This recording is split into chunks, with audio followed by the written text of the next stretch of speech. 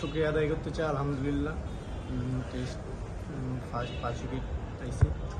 আর বেশি কিছু ট্রাই করি নাই, জাস্ট চেষ্টা করছি ব্যাটসম্যানকে রুম না দিয়ে লাইন টু লাইন কেমনে বোলিং করা যায় এবং কোন সিচুয়েশনে কোন ব্যাটসম্যানকে কীভাবে বোলিং করা যায় সেই বোলিংকে করার চেষ্টা করছি।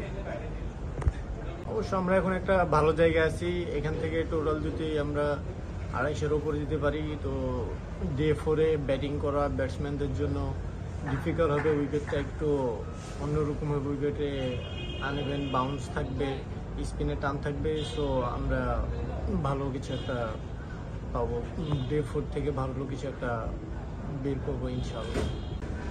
আমার কাছে যেটা মনে হয় যে এই উইকেটে বেশি কিছু ট্রাই না করে just line to line bowling করে এবং ব্যাটসম্যানকে রুম না দিয়ে রান ছাড়া বোলিং করলে ব্যাটসম্যানরা অনেক কিছু ট্রাই করে। তো আমি মনে করি এখানে বোলারদের অত কিছু ট্রাই না করে just line to line bowling করা, এটাই বোলারদের জন্য ভালো।